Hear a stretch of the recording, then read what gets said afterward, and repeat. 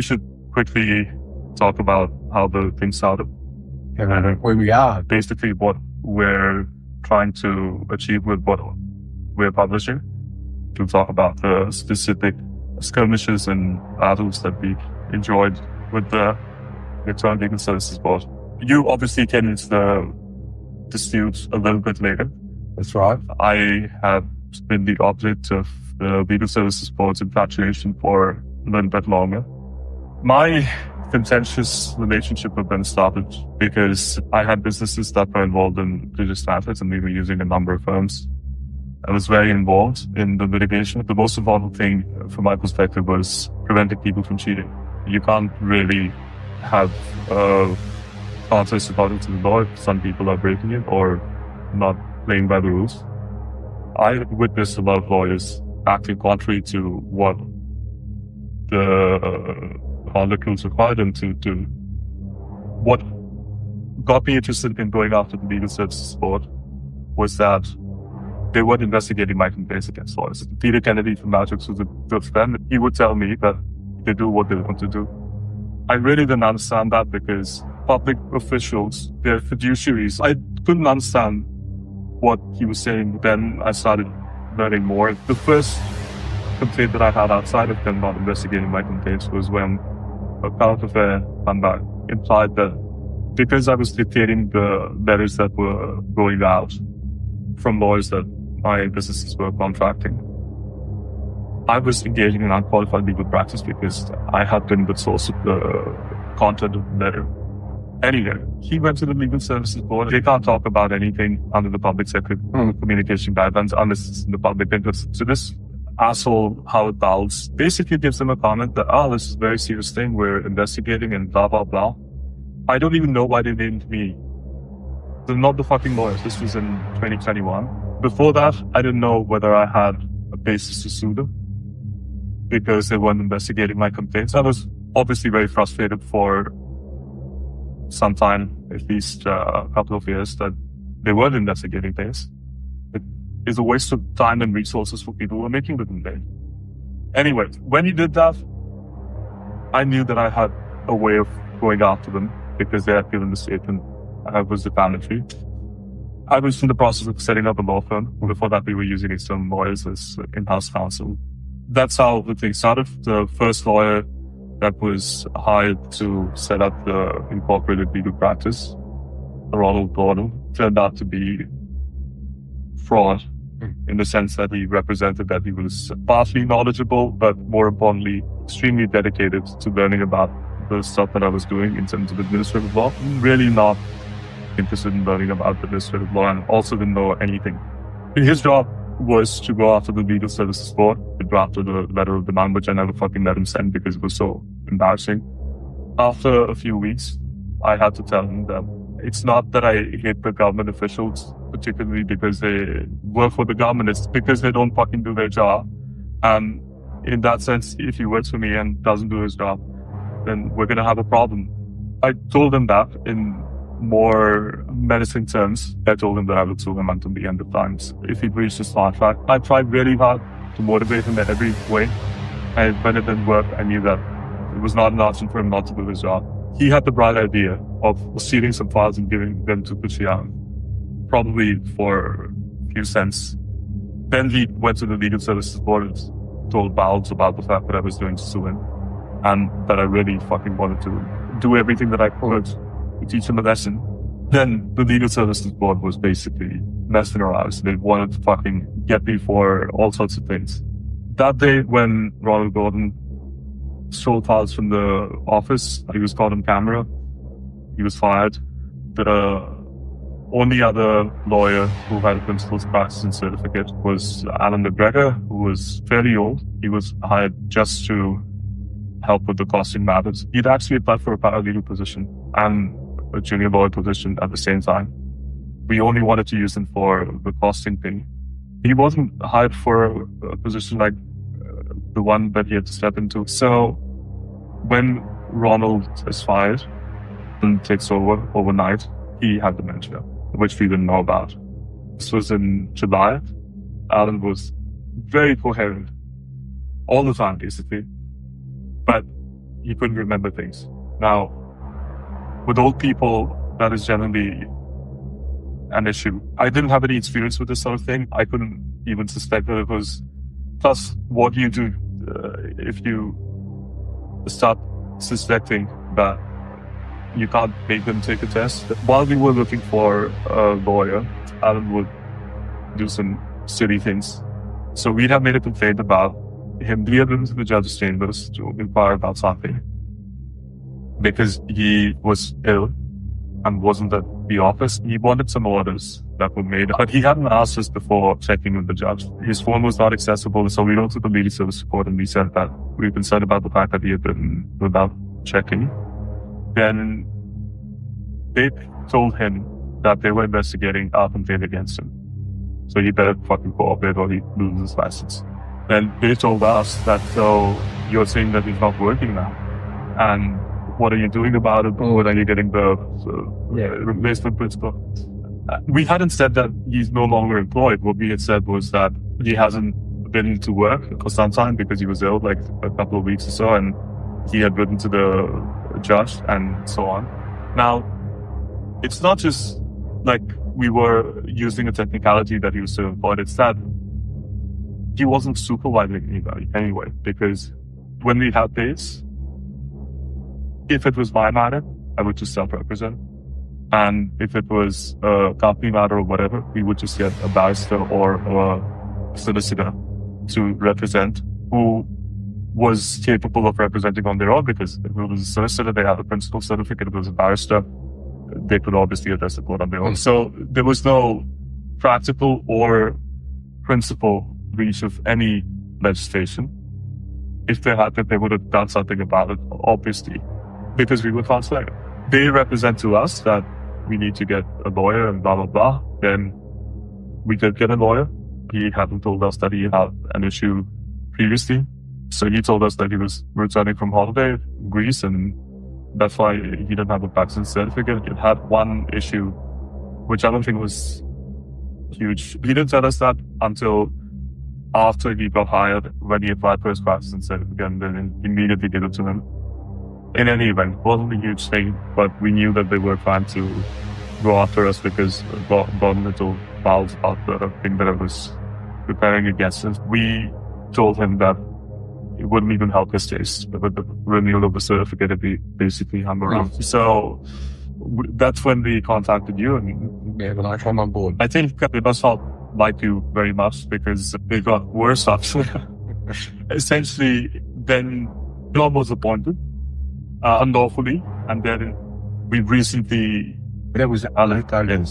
She's been doing it with everyone, which is why we want to get this out so more people can come forward and help us. I was going to say fight their heads at Fabrication Square, but metaphorically. So Dublin, who had been a delegate of the Victorian Legal Services Board, and pursuant to that delegation, had appointed Nailon. Her original delegation was revoked. So obviously, Nailon's was revoked. So anybody who's been investigated by Nailon in 2022 at least, or anyone appointed by Alice Duggan, should reach out to us because we're charging them with contempt for perversion of the course of justice and we need evidence. And to clarify, Regulation 65A says that people who, after the delegation turned out to be grossly incompetent, or it's later revealed that they committed some offense, or they commit fraud or whatever, their delegation can be revoked by that authority. They obviously have maintained the facade before the court. And recently, at a hearing where they were trying to prevent us from releasing the information we will release, the Legal Services Board's lawyer, Jared Heath of Westall Chambers, swore an affidavit that Matthew Addisy had told him that Nailon had been appointed by the Legal Services Commissioner.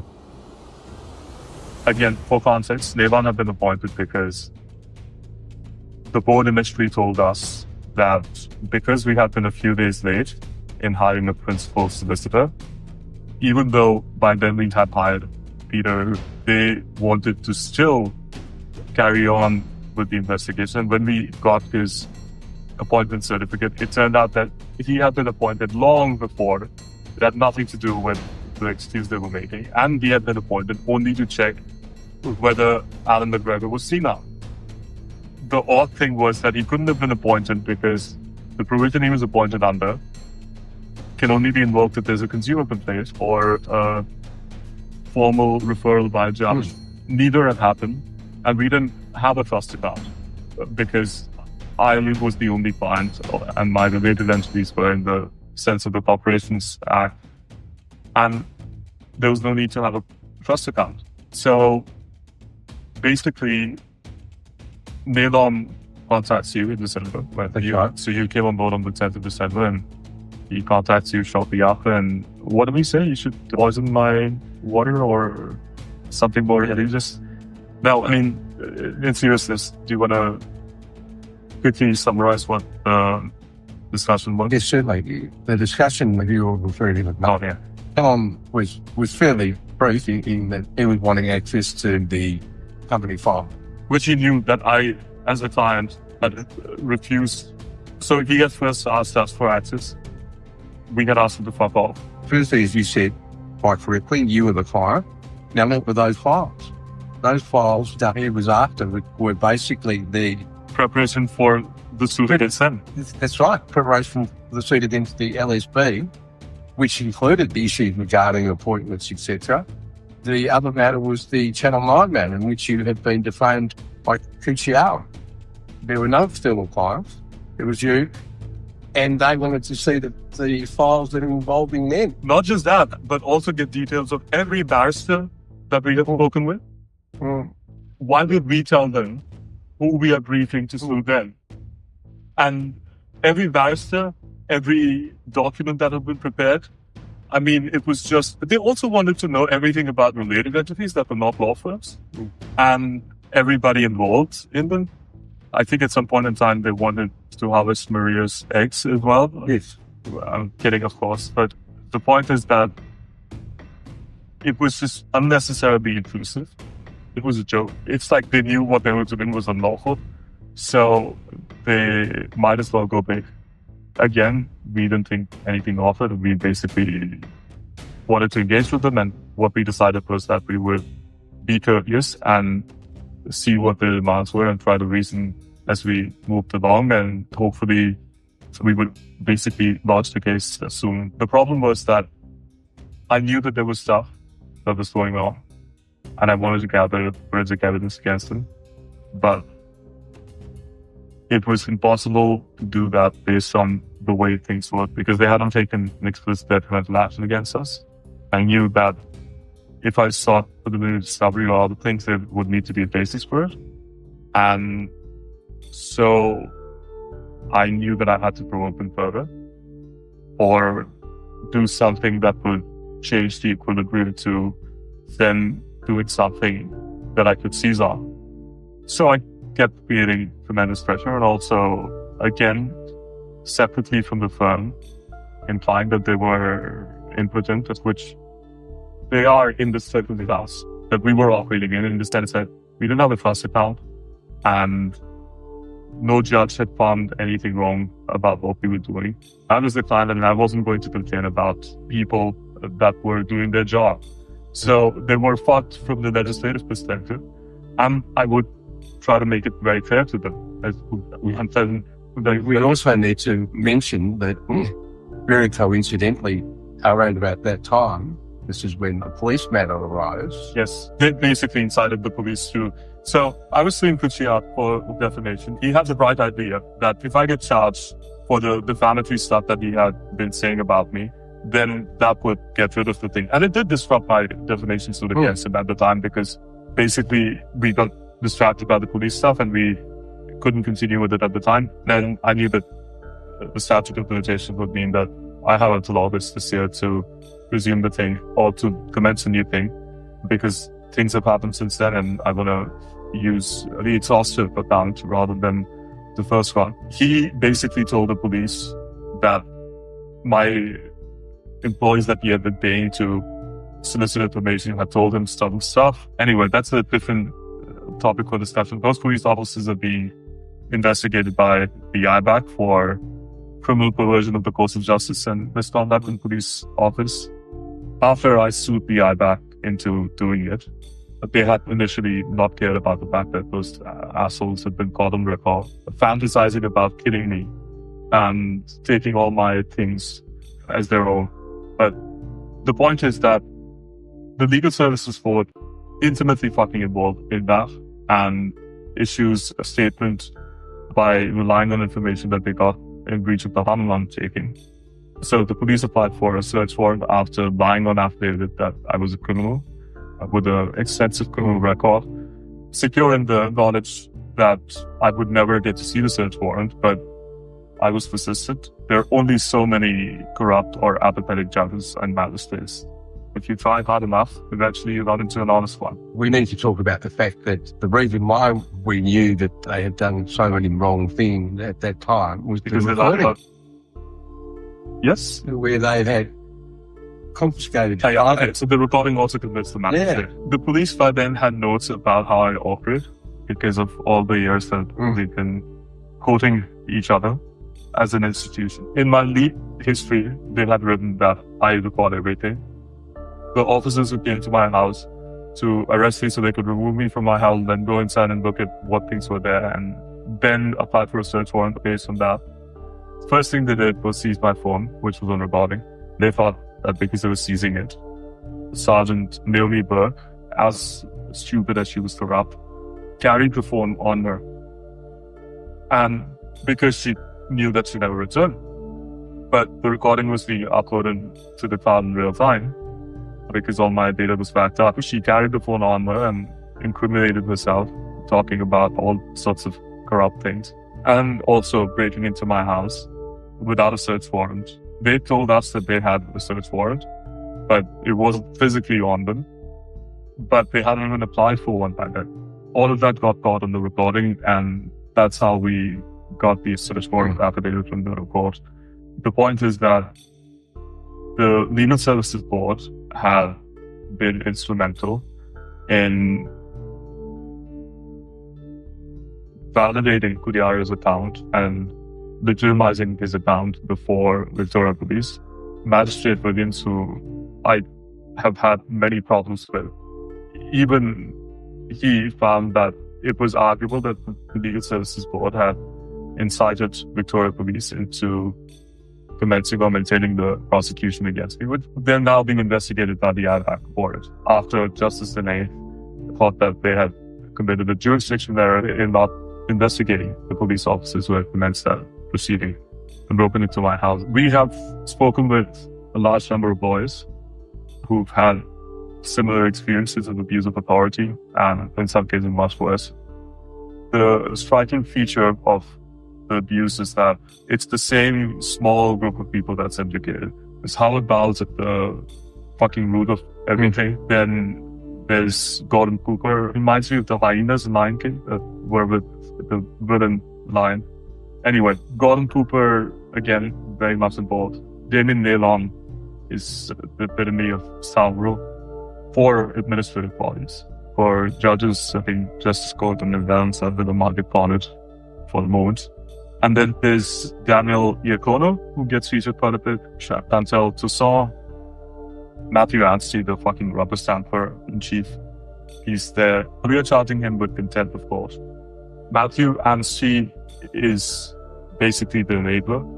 He knew about Damien Nailon's appointment because he's got his lawyer, or the board's lawyer, to swear a false affidavit that his appointment had been achieved through a delegation by the Legal Services Commissioner. That's wrong at so many levels because Section 256, without a complaint, which is what was the case in our situation, means that the Legal Services Board has the jurisdiction and not the Commission. So, couldn't have been done that way anyway. But all of this means that they're aware that they've screwed up and now they're trying to manufacture alternative bases to justify the legitimacy of the appointment. And again, it will not make a lot of sense to everybody, but the point is that we're going to publish a list of ways in which the Legal Services Board abuses authority. There are a number of lawyers who we're speaking with who will give evidence about how they've been subjected to that sort of abuse. We know that these people are doing this to a much larger group of people. There's been a report by the Ombudsman that's been published. I was going to say, and of course, I've got first-hand experience of the effect of what they have done for running their playbook. Exactly. I've developed this concept of shame, basically, in terms of evolution, a tool that makes people feel uncomfortable because what they're doing is they're prioritizing their immediate interests at the expense of something that will hurt them in the long run. For instance, destroy their standing in the community and so on. So then they feel embarrassed and shame. It's an evolutionary mechanism to stop people from doing something that may seem good immediately, but ultimately it's not in their best interest. Anyway, shame is a constant feature of what we're doing because I try to use it effectively in the context in which the academics who are currently investigating corruption are developing tools. Like Johan Lansdorff, he came up with the concept of the invisible good of the market to basically come up with strategies to create conflicts of interest between different members of an enterprise to basically drive them to betray each other and so on. Anyway, what I'm saying is that there's a part of shame that I personally experience in all of this, which comes from the fact that I enjoy this. There's a lot of risk and stress and so on, but biologically and the way I am, and I like competition, and I like being committed to something where life and death is involved. I like that aspect of it. Also, I like the fact that I'm doing something important, and if I'm successful, will change things considerably. But my family, people like you, close to me, who've supported me, the way you all have suffered, that brings shame to me when I enjoy what I'm doing. Because I know that it's not something that anybody else appreciates like I do. It's not something that you would have wanted. Also, I didn't think that it would get to this point. I did plan for those as well, but I really didn't think that they would take away your license. They didn't technically take it away, and then it's not renewing it. Paid all the fees. Basically disabled to your application button in the profile that you have with the legal service. But I know that it's been difficult for your family and obviously extremely difficult. Yeah, for me personally as well. And it seems a pattern of how they LSB operate is that they think that if they see someone has done something wrong in their view, that they then should personally destroy them, apart from maybe disciplining them in relation to that matter. They take it upon themselves to destroy them, and they do that simply by taking away their livelihood.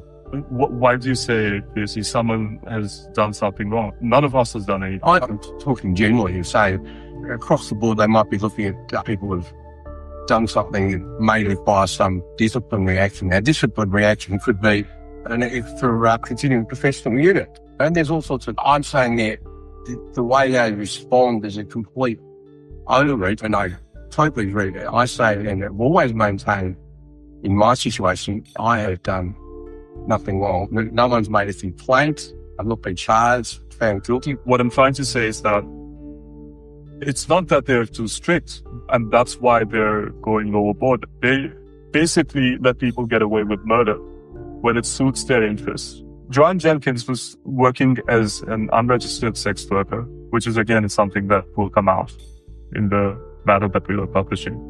They tried to stop us. They basically accepted it in communication with other lawyers and in court with us. They tried to obtain a suppression order to stop us from basically raising it in court to seek declarations against the commissioner, who knew about the matter, that she had worked as an armed sex worker, based on the evidence that one of the lawyers has given, which we will also discuss in the application. She had sent him extremely graphic videos to solicit him as a client. And then shortly after she was appointed an investigator at the Legal Services Board and Commissioner's Office, and she rose through her ranks, quickly became the manager responsible for external intervention, and then worked on the case of the lawyer that she had been soliciting for her unregistered sex work, while she was also, by the way, working as a senior associate at Hunt & Hung. She worked on his external intervention matter, destroyed his practice, and went another lawyer complained on his behalf to the Legal Services Commissioner.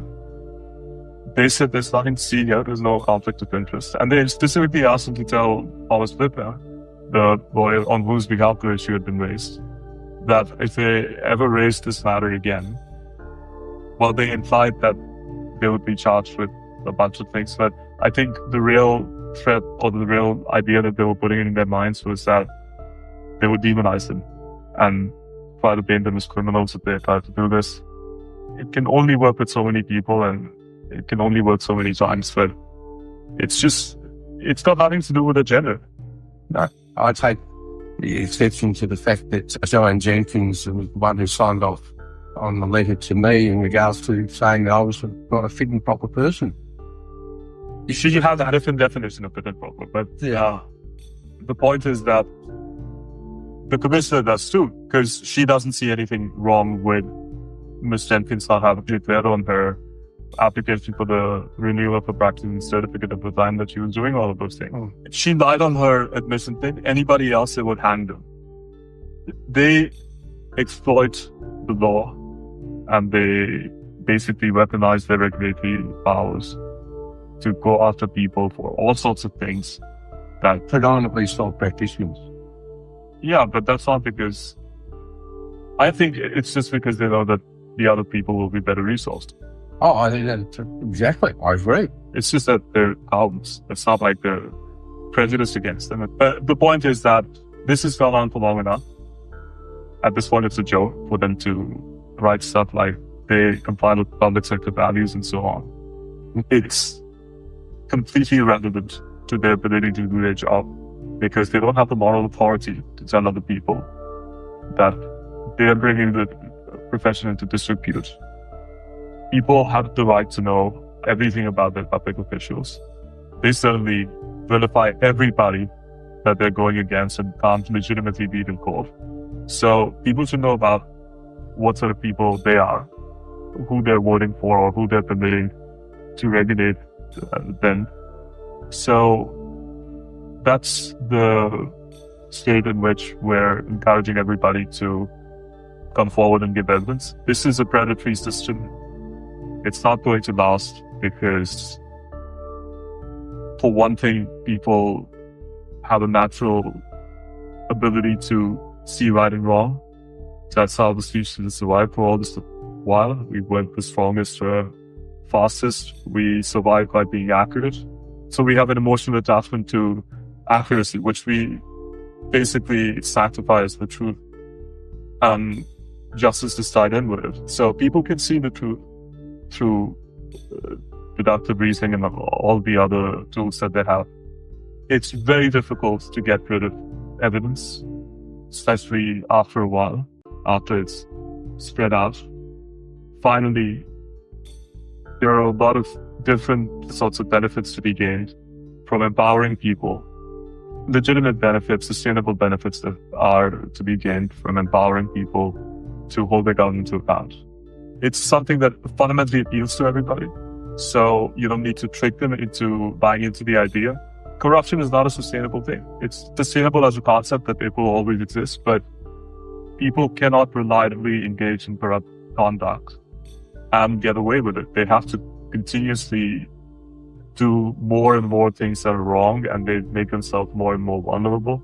And if you use the right tools, you can basically get them to kill themselves in the right condition. I use extreme examples to make a point, but the situation is that they are wasting millions of dollars, quite thoroughly.